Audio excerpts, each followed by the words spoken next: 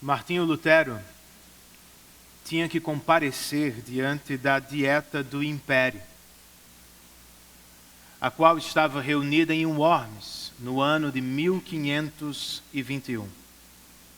Ao chegar, alguém lhe apresentou um montão de livros e, na presença do imperador, lhe perguntou se ele os havia escrito.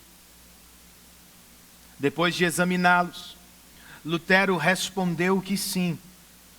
E então o representante do império indagou: você ainda sustenta tudo o que escreveu?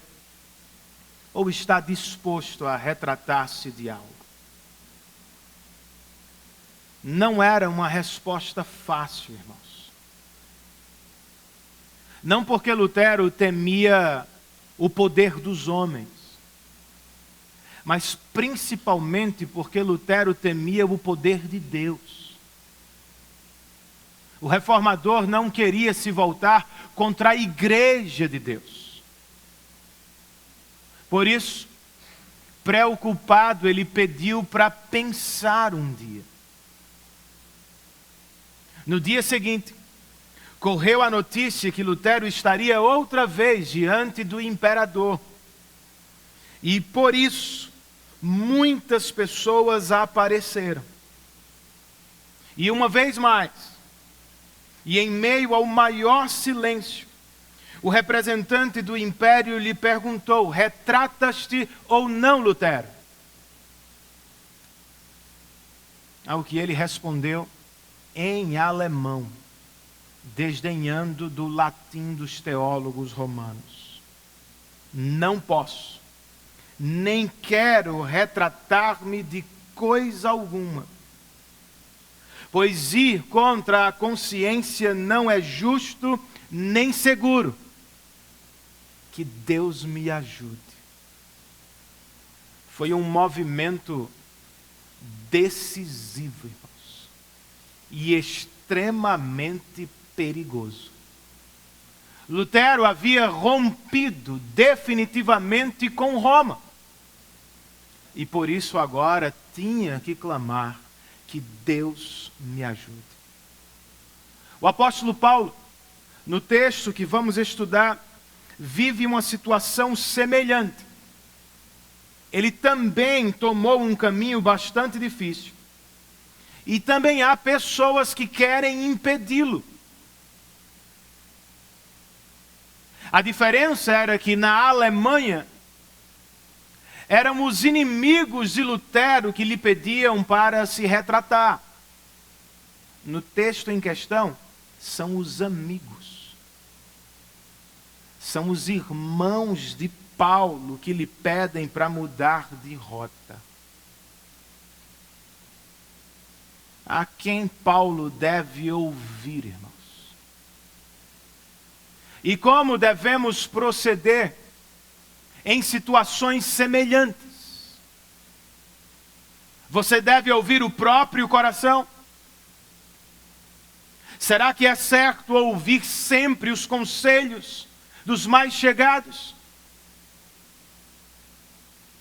Ou será que acima de tudo e de todos, vamos obedecer e seguir à vontade de Deus?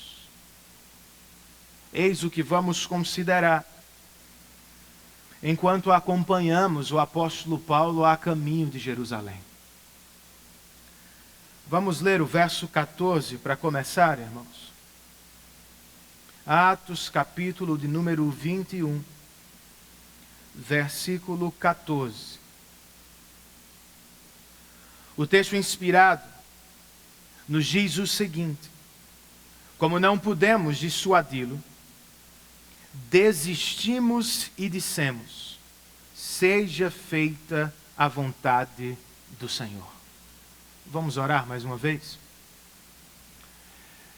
Senhor, muito obrigado por este grande privilégio que temos de tomar parte em um momento sobrenatural, um culto cristão,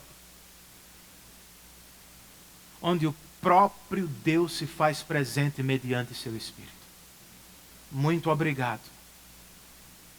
parte do nosso culto já fizemos.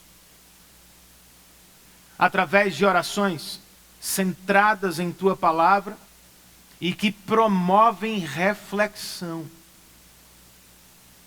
Através de canções cristocêntricas que exaltam não aos homens, mas a Ti mesmo. Através dos nossos dízimos e ofertas.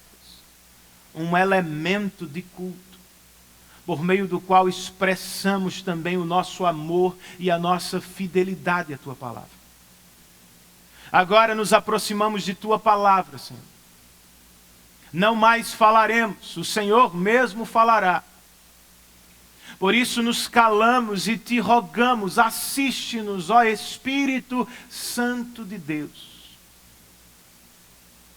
Nós queremos ouvir a Tua voz e obedecê-la prontamente. Ajuda-nos, Espírito Santo. Nós oramos em nome de Jesus e por amor a Ele. Amém.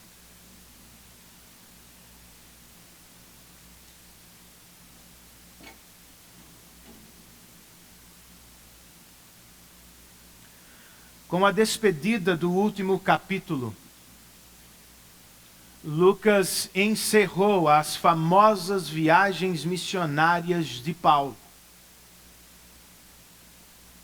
Restam-nos agora a chegada e a prisão do apóstolo em Jerusalém, os vários testemunhos que ele dará às autoridades políticas, e por fim a viagem e a chegada de Paulo a Roma, capital do império. Começamos esta última sessão de Atos com Paulo a caminho de Jerusalém. E de cara, eu preciso dizer que esta passagem não nos parece tão atraente. Ela se assemelha muito a um diário de bordo. E por isso, irmãos, não fosse o sermão expositivo, muito dificilmente ouviríamos uma pregação a partir dela. Mas como perderíamos se resolvêssemos saltá-la? A passagem traz lições pastorais, encorajadoras, relevantes para o povo de Deus de todas as épocas. Pois, se pensarmos bem, como Paulo, estamos todos a caminho. Estamos todos na estrada da vida cristã. E devemos caminhar de acordo ou sob a vontade de Deus. Mas como discerni-la? Como descobrir a vontade de Deus? Como você se submete ao conselho do Senhor? E quais os desafios que enfrentamos no mundo enquanto lutamos para obedecer à vontade de Deus? Encontramos estas e outras respostas enquanto acompanhamos o apóstolo até Jerusalém. Consideremos primeiro, irmãos, o que eu chamei de a viagem inicial de Paulo, o que vai do verso 1 ao verso de número 6. Primeiro, eu quero chamar a sua atenção para todos os verbos que apontam para a movimentação de Paulo e de seus companheiros, que provam que ele está em viagem. Versos 1, 2 e 3. Lucas nos conta que, depois de nos separarmos deles, dos presbíteros de Éfeso, embarcamos e navegamos diretamente para Cós. No dia seguinte fomos para Rhodes, e dali até Pátara. encontrando um navio que ia fazer a travessia para a Fenícia, embarcamos nele e partimos. Depois de avistarmos Chipre e seguirmos rumo sul, navegamos para a Síria. Desembarcamos em Tiro, onde o nosso navio deveria deixar sua carga. São todos verbos de movimentação. O apóstolo está a caminho de Jerusalém e aparentemente ninguém vai pará-lo. Será mesmo?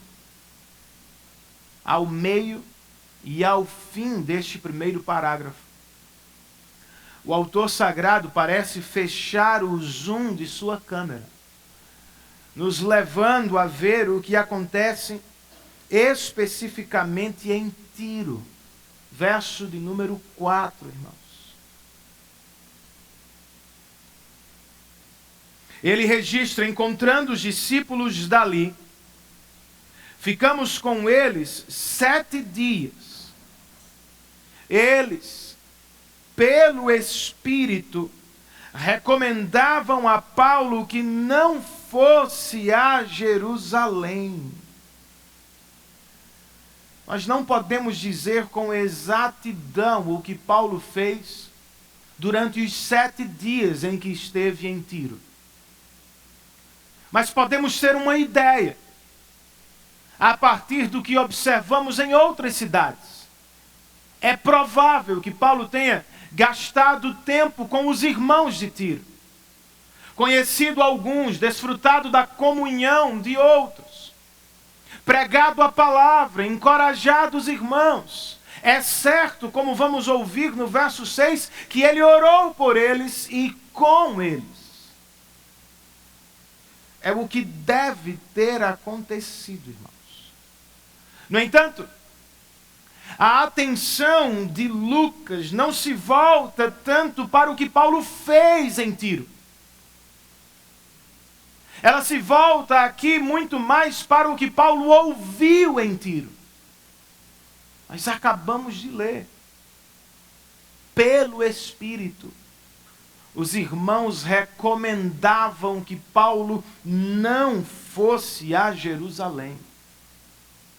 À luz do contexto imediato, irmãos, o que veio antes e o que vem depois, esta revelação do Espírito servia apenas para confirmar o que Paulo já sabia. Vocês se lembram do que ele mesmo disse aos presbíteros de Éfeso?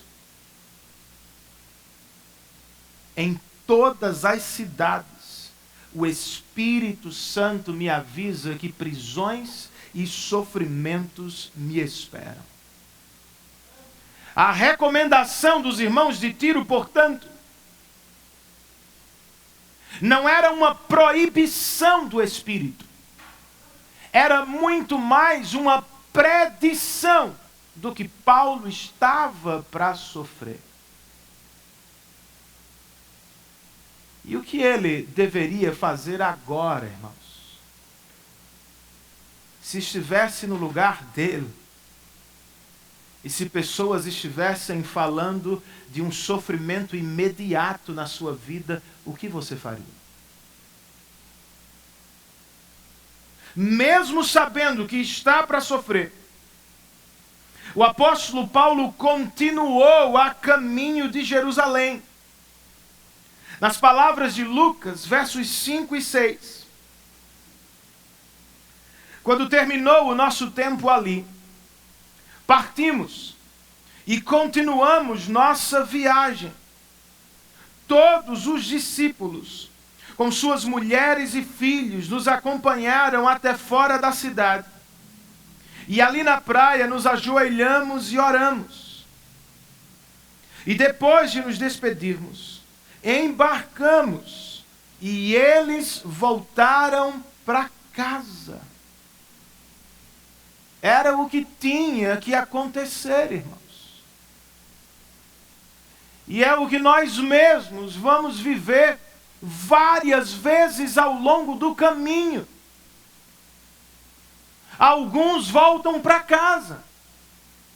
Outros queridos irmãos precisam seguir viagem. É a vida. Mas o que fazemos?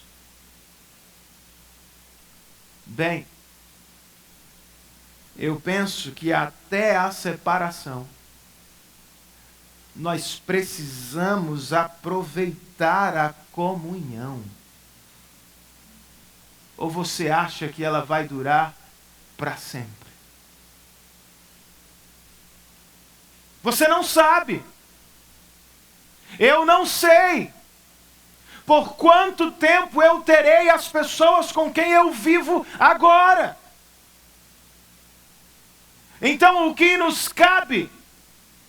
Nós precisamos desfrutar, irmãos, aproveitar a comunhão cristã que temos agora.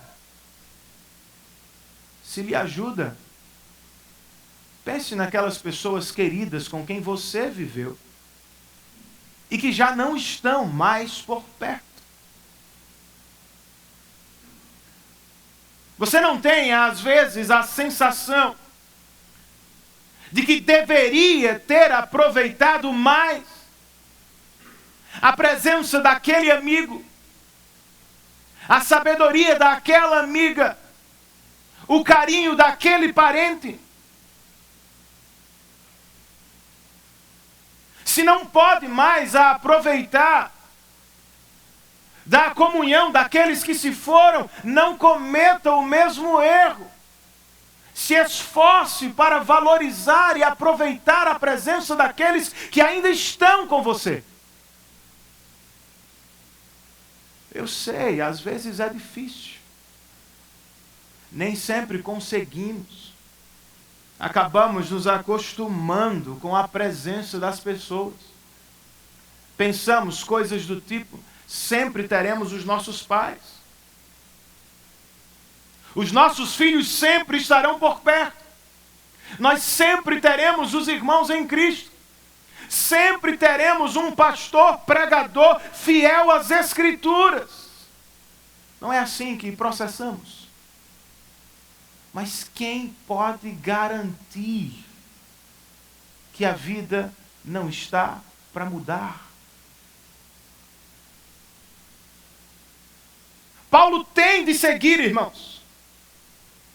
Chegando a Jerusalém, ele será preso. E depois viajará a Roma. E muito provavelmente nunca mais terá contato com estes irmãos aqui. Mas o que eles estão fazendo? Aproveitando a presença dele, ouvindo as suas últimas pregações, recebendo os seus abraços. É o que precisamos fazer, irmãos. Vamos valorizar amigos, irmãos, pastores, familiares, durante o tempo que se chama hoje. E quando chegar o tempo da partida, Renan, o que fazemos? Eu acredito que este texto tem como ajudar, irmãos. Ao final do verso 5, Lucas nos disse que todos os discípulos, com suas mulheres e filhos, nos acompanharam até fora da cidade. E ali na praia nos ajoelhamos e oramos. É o que podemos fazer. É o que deve ser feito. Foi o que Paulo fez na praia de Mileto, quando se despediu dos presbíteros de Éfeso. E é o que Paulo está fazendo de novo agora na praia de Tiro. Paulo está orando a Deus por aqueles irmãos. Mas Renan, isso é tudo que podemos fazer? Não é apenas tudo. É também o melhor que podemos fazer. Confiar-nos e confiar filhos, amigos e irmãos aos cuidados do Deus Todo-Poderoso. Seus filhos estão para partir. Amigos estão se mudando de cidade. É você quem deve ir. Deixe-os ir em paz. Vá você mesmo em paz. Confie-os nas mãos do Todo-Poderoso, meu irmão. O Senhor cuidará de nós. E se estamos falando de irmãos que nos serviram na igreja, de pessoas com quem aprendemos, com quem crescemos, eu digo a mesma coisa. Confiemos no Senhor. Os irmãos de Tiro estão tentando impedir Paulo, em parte porque não querem vê-lo sofrer, e em parte porque temem o futuro da igreja. Estão se perguntando quem vai cuidar da igreja, quem vai pastoreá-la, quem vai ensinar, quem vai nos proteger. Alguém diga aos irmãos de Tiro o que Paulo disse aos irmãos de Éfeso: eu os entrego a Deus e a palavra da sua graça. Paulo vai, irmãos, Cristo fica. Paulo morre, Cristo vive. Paulo tem que seguir viagem. O Senhor permanecerá ao lado da igreja até o fim. É nele e não em seus melhores servos que depositamos toda a nossa confiança. Se alguns têm que ir, fiquemos tranquilos. O Senhor da igreja levantará outros irmãos com quem vamos seguir aprendendo, servindo, para a glória dele e alegria dos nossos corações. É assim que Paulo deixa Tiro e segue viagem rumo a Jerusalém. Mas qual é a próxima parada do apóstolo? É a casa de Filipe, irmãos. Tecnicamente, o texto nos conta que primeiro Paulo parou em Ptolemaida. Você só acerta se falar pausadamente. Verso de número 7.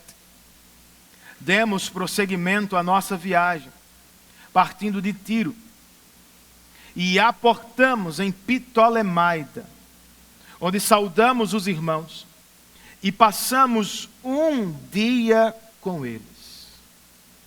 O apóstolo não aportou para morar em Ptolemaida. Quem mora numa cidade com um nome desse? É óbvio, irmãos, que ele não chegou para ficar. Nós sabemos, Paulo está de passagem, está a caminho de Jerusalém, mas o que chama a minha atenção é o seguinte: ele só tem um dia na cidade.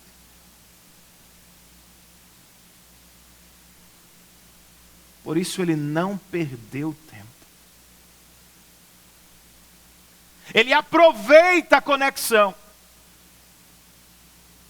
Não necessariamente para conhecer pontos turísticos, mas para conhecer e ministrar ao coração dos irmãos. O que foi que disse, o que viveram juntos, eu só posso imaginar. Paulo deve ter feito o que fez antes em outros lugares, pregou para eles, orou com eles, os encorajou, os desafiou a permanecer firmes no Senhor.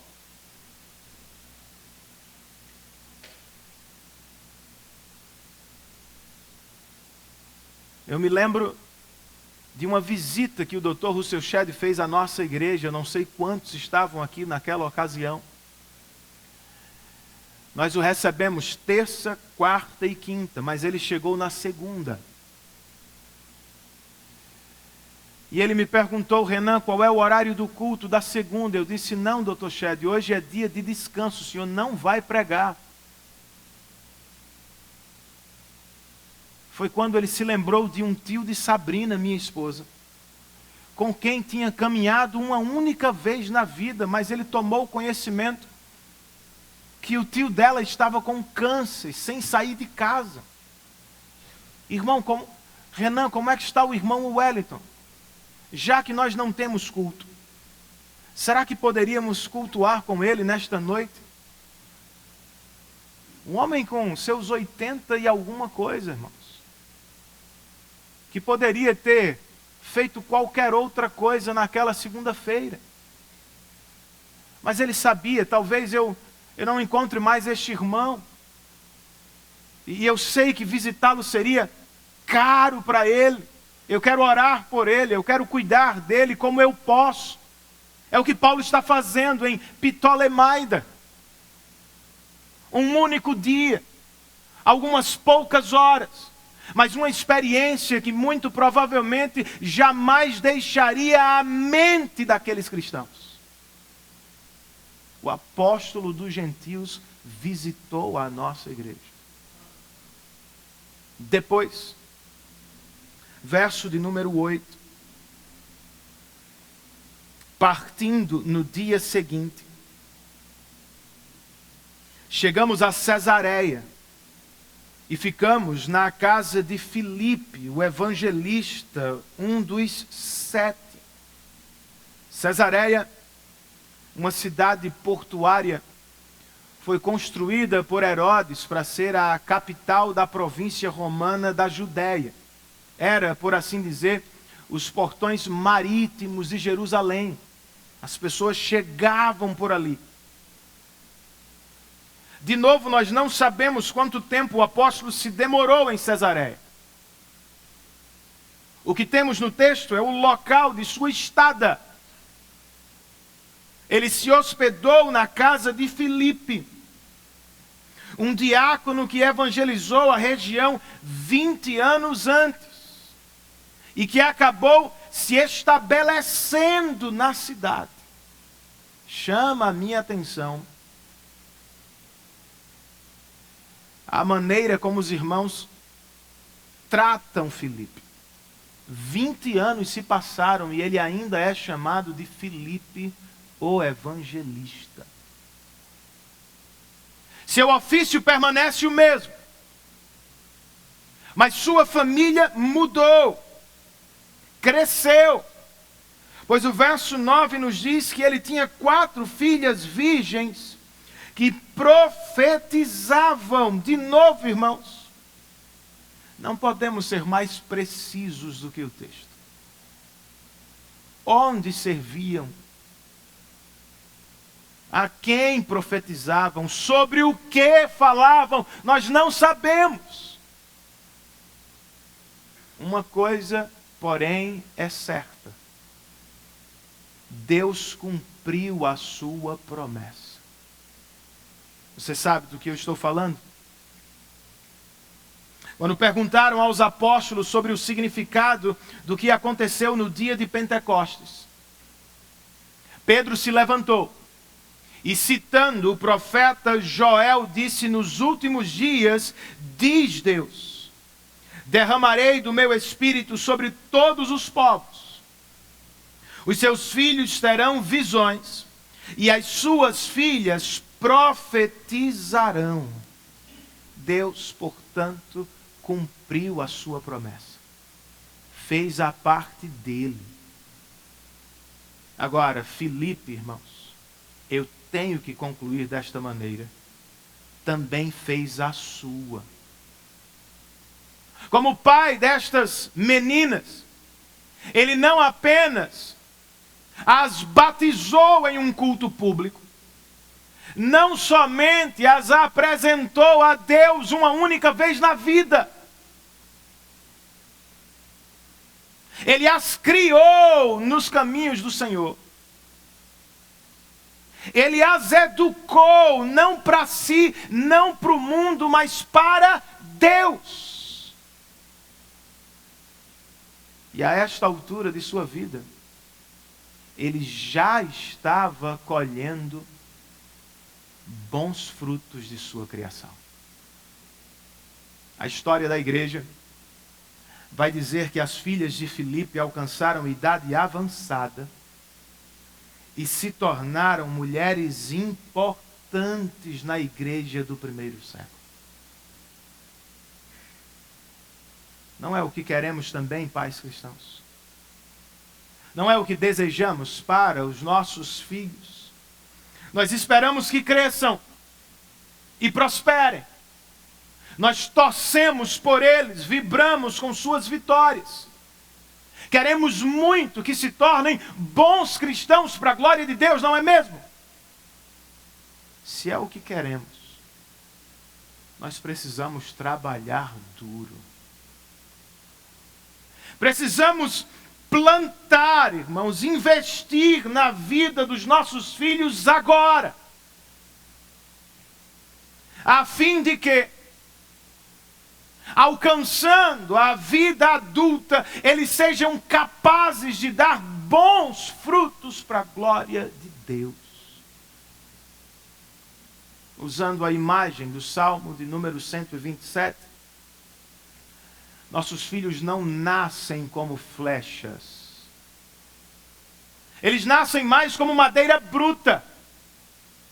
São os pais que os moldam, que os trabalham, burilam, treinam, discipulam, preparam e pela graça de Deus os transformam em flechas bem-sucedidas para a glória de Deus.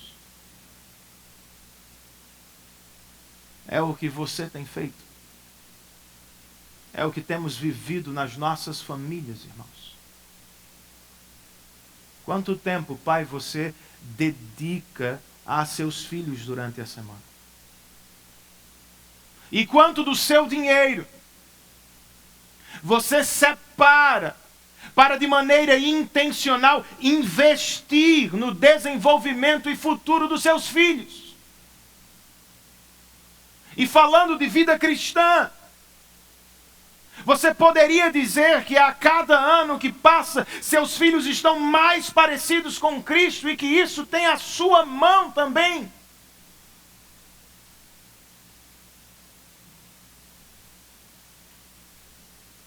Se queremos colher bons frutos para a glória de Deus, nós precisamos trabalhar, irmãos.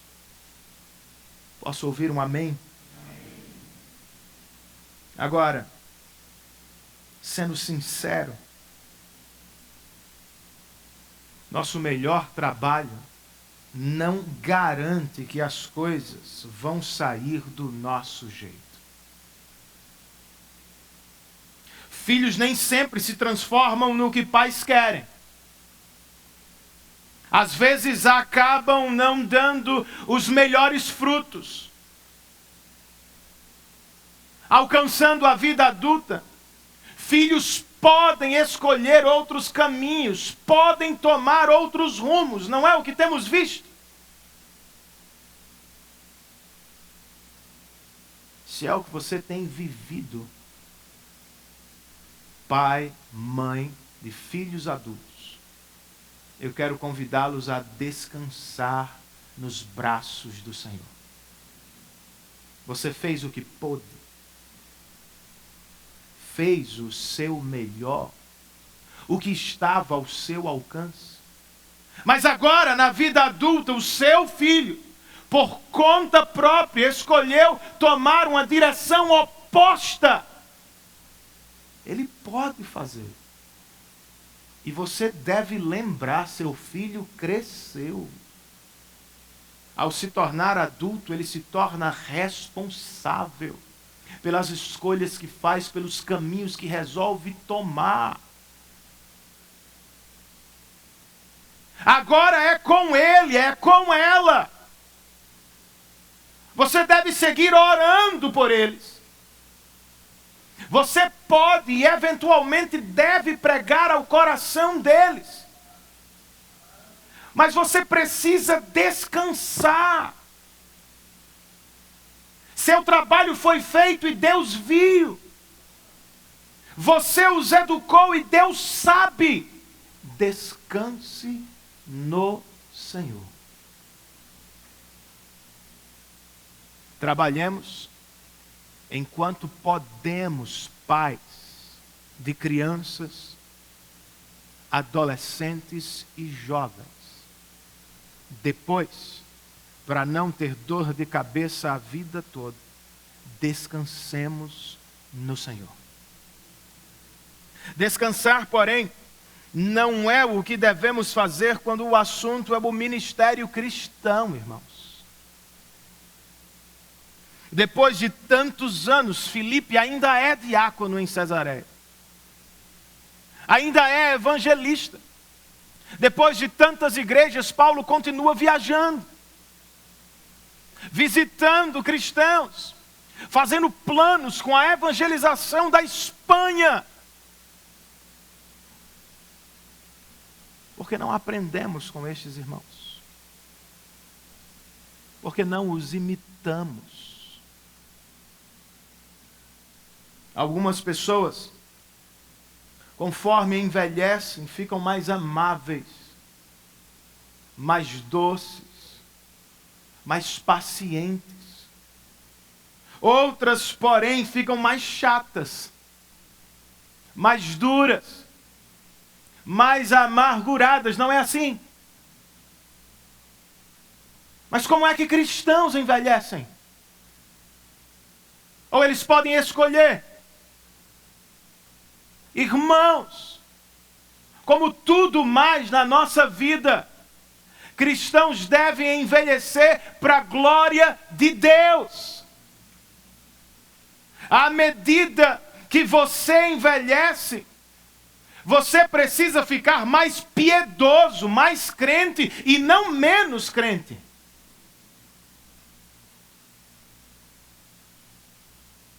Devemos amar cada vez mais o Senhor e não menos.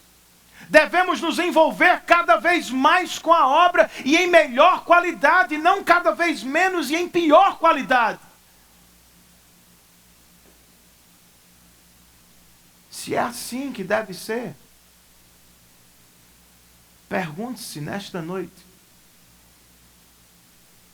com o passar dos anos, à medida que fico mais velho, eu estou ficando mais piedoso ou mais mundano? Eu estou crescendo em amor por Cristo ou em amor pelas coisas do mundo?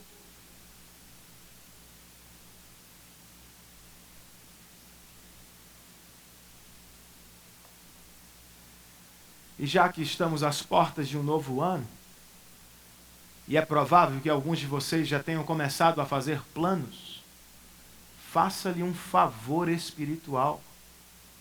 Resolva buscar mais a Deus em 2020. Resolva ser mais piedoso, mais frequente no culto dominical, mais assíduo na oração e na leitura. Resolva lutar mais contra os pecados do seu coração. Decida buscar a Deus para se tornar um cristão melhor para a glória dele. Piedade, irmãos. Piedade foi o que Paulo viu em Cesareia, quando visitou a casa de Filipe. Seu destino, porém, é Jerusalém. E ele está quase lá. Antes de chegar, o apóstolo ainda precisa ouvir o que chamei de a profecia de Ágabo. Versículo 10.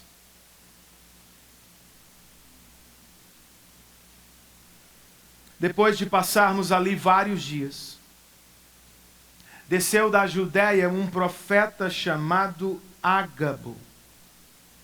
Como Filipe, irmãos, Ágabo já apareceu antes em Atos.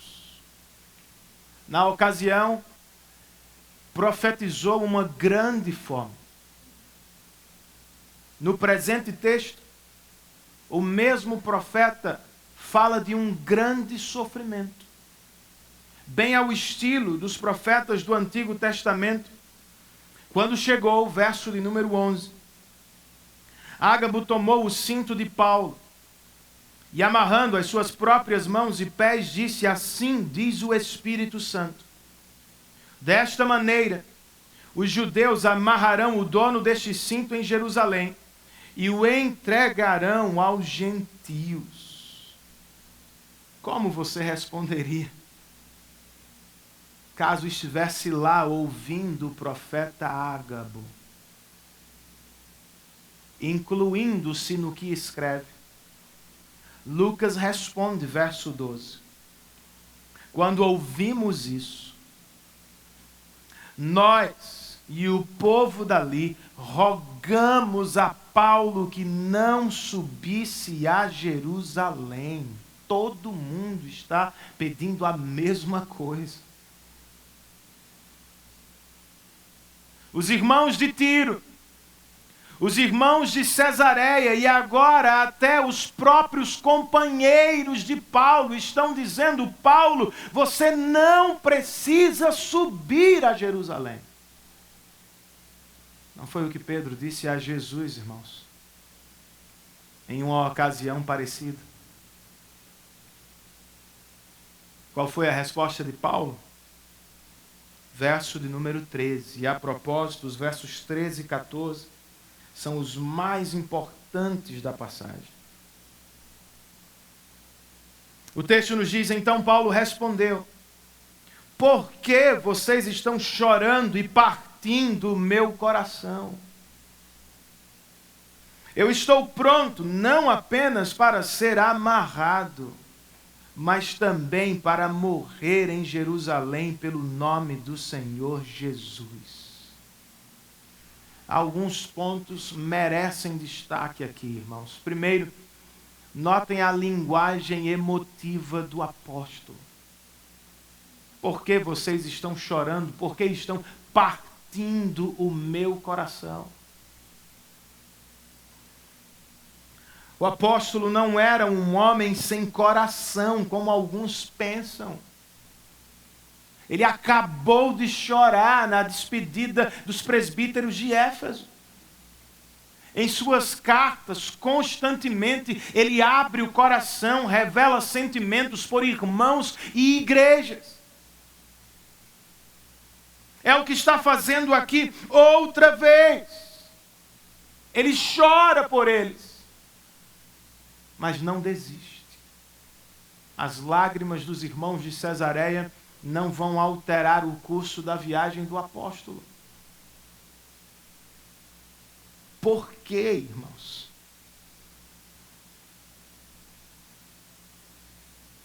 Paulo está pronto, como ouvimos, não apenas para ser amarrado, mas até para morrer por Cristo em Jerusalém. O que é isso? Eu chamo de amor superior. Lealdade suprema. Paulo ama a igreja de Cristo e tem sofrido por ela. Mas o próprio Cristo, ele ama acima de todas as coisas. É amor superior. Ele disse aos irmãos de Éfeso: minha vida se resume a terminar a corrida e completar o ministério que recebi de Cristo. Mas como é que ele sabe o que deve ser feito, irmãos? Os irmãos de Tiro falaram pelo Espírito. Ágabo também. Mas por que Paulo não lhes atende?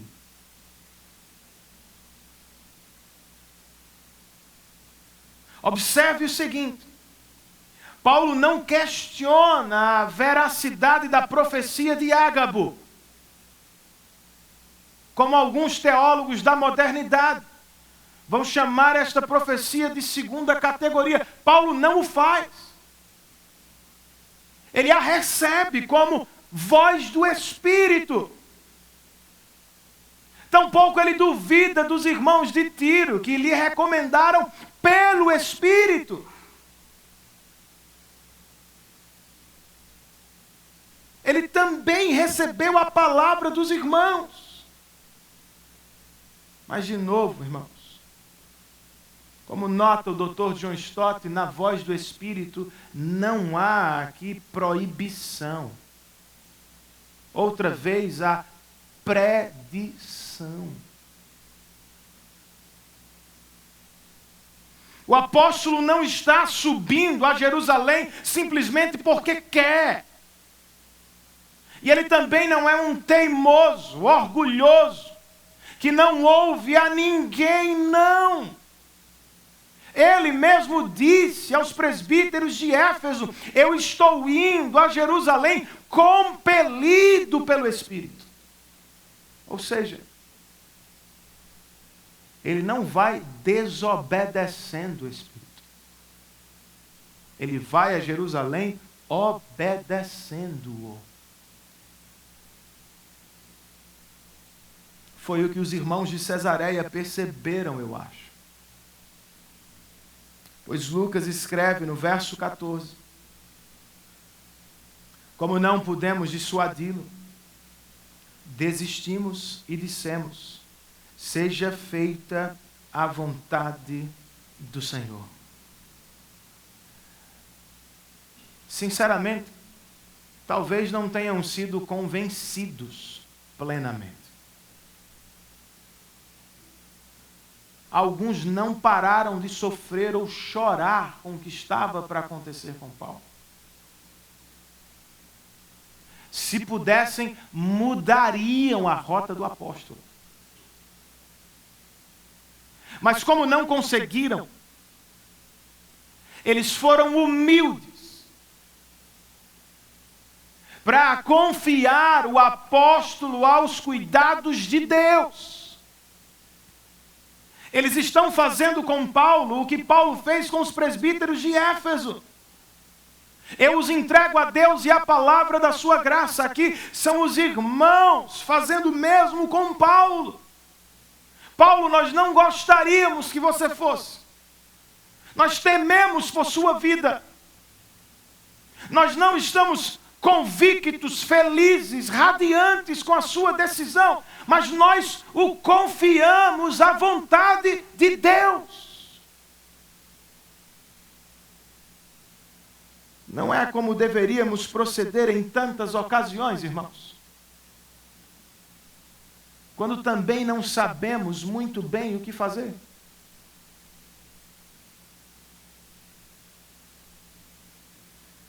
Como um comentarista puritano apontou, a insistência dos irmãos pode ser vista aqui como uma atitude recomendável,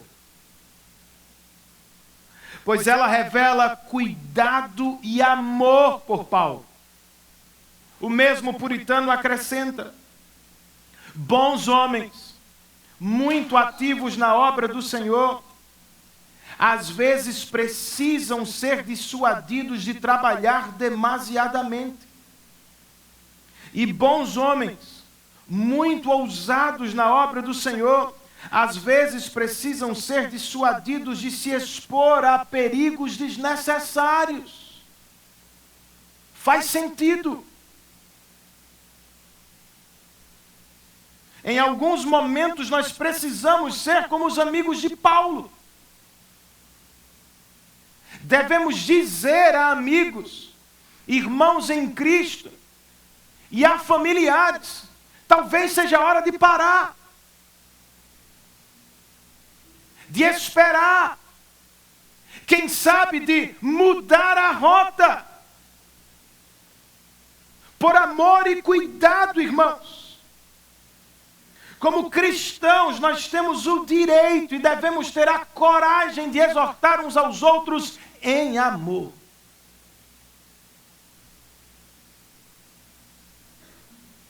Pense em um filho seu que está tomando o caminho errado. Você sabe. Você vai apenas assistir. Não vai fazer nada, não vai impedi-lo, não vai ajudá-lo.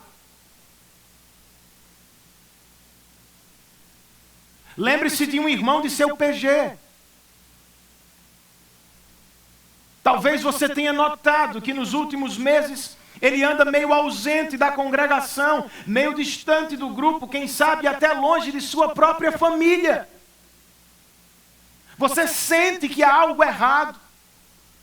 Há um sinal de alerta. Você não vai fazer nada por ele. Não poderia procurá-lo, fazer uma ligação, uma visita, chamá-lo para um café, perguntar como anda a vida, chamá-lo a voltar ao caminho do Senhor, abrir os olhos dele. Nós precisamos fazê-lo. O pastoreio desta igreja não é apenas meu. O cuidado das ovelhas desta igreja não é responsabilidade somente dos presbíteros. Cristãos cuidam de cristãos. A igreja é responsável pela igreja. Tomemos iniciativa. Nos aproximemos daqueles que estão ausentes. Conversemos com aqueles que aparentemente estão em perigo e em amor. Em amor, chamemos a atenção deles. Agora, como os amigos de Paulo, nós também precisamos ser humildes. Meu irmão, você precisa saber a hora de parar de falar também. Não seja um daqueles crentes chatos. Você já falou. Tá bom. Os irmãos querem o bem de Paulo. Eles amam o apóstolo. Eles sabem o que Paulo está para viver. Mas eles já falaram. Já tentaram movê-lo do caminho. Paulo é resoluto, está decidido, não vai alterar o curso. O que os irmãos fazem? Paulo, seja feita a vontade do Senhor. Eu sei que não queremos ver os filhos sofrendo, os amigos partindo, alguns deles acabando as famílias. Eu sei que nós mesmos não queremos sofrer, irmãos. Por isso, com os próprios braços, nós queremos mudar algumas coisas. Dar a nossa contribuição. Fazer o que só Deus pode fazer. Seja humilde. E confie na vontade de Deus. Você erra, Ele não. Você não sabe de tudo, Ele sabe. Você é fraco, Deus é poderoso para cumprir tudo o que prometeu a seus filhos. Agora, e se não estamos nos pés dos amigos, nos sapatos dos amigos de Paulo, e sim nos sapatos do próprio Paulo? Como agimos? Como discernimos a vontade de Deus? Como a cumprimos, irmãos? Lembre-se, pelo Espírito, os irmãos de Tiro estão falando. Pelo Espírito, os irmãos da Cesareia também. Paulo, você vai sofrer em Jerusalém. Então, por que é que Paulo continua, irmãos? Porque permanece na rota que Cristo fez antes dele. É simples. O apóstolo também ouviu a voz do Espírito. É como discernimos a vontade de Deus, cristãos. Nós precisamos ouvir a voz do Espírito. Mas, Renan, onde o Espírito fala? Nos montes. Na nuvem. Ou no deserto do Saara, irmãos, nós sabemos. O Espírito fala na palavra. Esta é a nossa segurança, diz a nossa confissão. O Espírito falando na palavra. Se é assim, não tem trabalho fácil. Se quer conhecer a vontade de Deus, você tem que estudar este livro. Você vai precisar dizer não a algum tempo de descanso, a algumas séries da TV, a alguns hobbies que ama. Você vai ter de estudar este livro por conta própria na sua casa. Se quer conhecer a vontade de Deus, aprender a discerni-la, você vai ter que se esforçar para estar em momentos com sua igreja aprendendo a palavra de Deus. Vai ter que gastar do seu dinheiro para comprar bons livros cristãos, investir na sua vida cristã. Se quer conhecer a vontade de Deus, você tem que priorizar o dia que se chama pelo nome do Senhor. Você não pode trocar o culto por qualquer outra programação. Você deve priorizar este momento, pois aqui o Espírito fala por meio da palavra. Não há vida fácil para quem quer conhecer a vontade de Deus.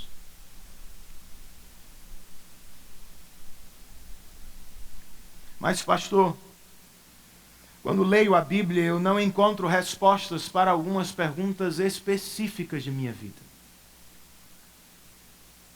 Você está pensando em coisas do tipo com quem casar, que profissão seguir, onde morar, que time torcer. Eu posso dizer o São Paulo.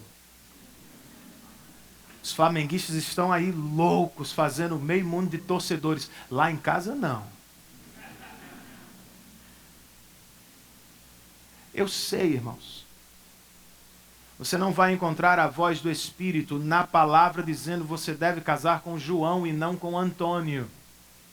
Não há coisa deste tipo. Mas lendo a Bíblia, você vai ouvir a voz do Espírito falando sobre o assunto. O Espírito vai lhe dizer: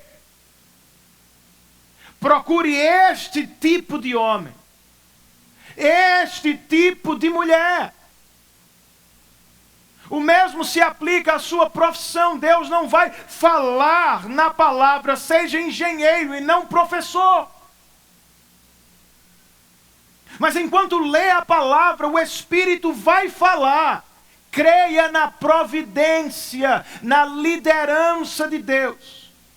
Perceba-se, note os dons que você já recebeu, as aptidões, perceba as oportunidades que Ele lhe deu, as portas que o Senhor abriu, entre por elas.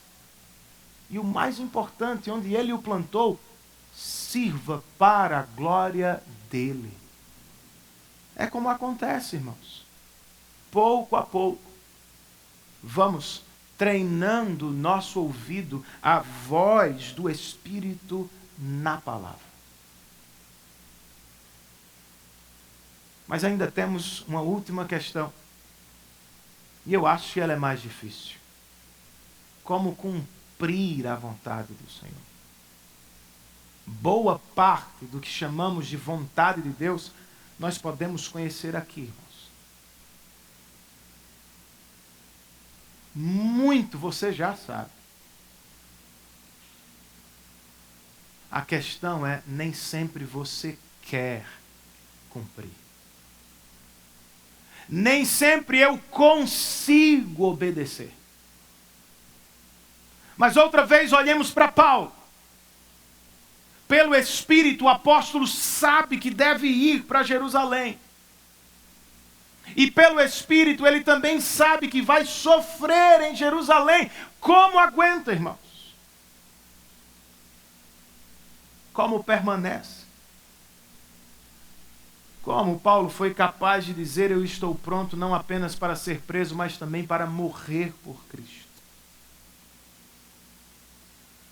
Em uma carta que já havia escrito, a carta aos Gálatas, Paulo diz algo aos irmãos que eu tenho como resposta para essa pergunta. O verso 20 do capítulo 2, o apóstolo escreve: eu fui crucificado com Cristo. Assim, já não sou eu quem vive, mas Cristo vive em mim. E a vida que agora vivo no corpo, vivo-a pela fé no Filho de Deus que me amou e se entregou por mim. Essa é a resposta, eu acho. Porque Paulo é capaz de obedecer até as últimas circunstâncias. Porque ele sabe, irmãos, ele foi amado até as últimas circunstâncias. Porque Paulo está pronto não apenas para ser preso, mas a dar a própria vida por Cristo. Porque Cristo fez o mesmo por ele na cruz do Calvário. É por isso que Paulo obedece. É por isso que cristãos de todas as idades obedecem. Eles foram amados. Eles querem amar o Salvador bendito. Cristãos não obedecem pensando em ter o amor. Eles obedecem porque sabem que já o têm em Cristo. Cristãos obedecem, irmãos, não pensando em fazer por merecer a salvação. Cristãos obedecem a Deus porque por graça eles sabem, foram salvos em Cristo. É por isso, jovem cristão, que você deve permanecer firme no seu compromisso de piedade. Cristão adulto, homem, mulher, todos nós. É por isso que devemos fazer morrer a nossa carne, segurar a língua, refrear os pensamentos, não nos envolver com aquilo que Deus abomina. É por isso que optamos por esta vida, por amor. Fomos muito amados. Eis o Evangelho. Se você nos visita nesta noite e nunca teve um vislumbre do que é o Evangelho, não sabe o que nós chamamos de Evangelho. Talvez você não saiba nem de sua própria condição. Eu vou lhe fazer um favor. Eu vou lhe ajudar. Você é criatura de Deus. Você foi feito por Ele e você vive de aluguel, digamos assim, no mundo dele. Ele tem as regras dele, o governo dele e a justiça dele. Ele os plantou no seu e no meu coração. E exige que cumpramos as suas regras. Mas o que eu fiz? O que você fez? Por escolha própria, eu e você demos as costas às regras de Deus, à lei de Deus e ao próprio Deus. E construímos nossas vidas sobre as nossas regras, a nossa vontade e os nossos desejos. Bem, você pode fazer. Mas ao fazê-lo, você se torna inimigo dele. Rebelde. E está, porque quer, sob a condenação eterna deste justo e perfeito Rei. Irmãos, Deus não empurra ninguém para o inferno. As pessoas chegarão lá por conta própria. Elas querem fazer. Qual é a maravilha do Evangelho, meu irmão? Qual é a boa notícia para esses pecadores desobedientes? Este Deus diante de quem estaremos enviou por amor o seu único e maravilhoso Filho. Ele se encarnou e viveu a vida que eu e você deveríamos viver. Ele foi obediente onde você foi desobediente. Ele cumpriu a lei de Deus, que eu e você quebramos. E ao final de sua vida perfeita, terrena, ele se ofereceu na cruz do Calvário como sacrifício substitutivo para a minha e a sua salvação. Por causa do sangue dele, escravos condenados ao inferno foram arrebatados e comprados para a glória de Deus. Estávamos rumando, irmãos, para a Babilônia. Moraríamos lá por toda a eternidade. Por graça o Senhor nos comprou e agora mesmo está nos levando a Jerusalém celestial. É por isso que nós obedecemos. É por isso que o amamos. E é por isso que você, não cristão, deveria se render a Cristo nesta noite. Foi por isso que Lucas escreve no verso 15, mesmo sabendo do que estávamos para viver, preparamo-nos e subimos para Jerusalém. Alguns dos discípulos de Cesareia nos acompanharam e nos levaram à casa de Manasson, onde devíamos ficar. Ele era natural de Chipre e um dos primeiros discípulos. A história conta, irmãos, que de modo semelhante, Martinho Lutero subiu para enfrentar a dieta de Worms acompanhado de muitos amigos e irmãos em Cristo.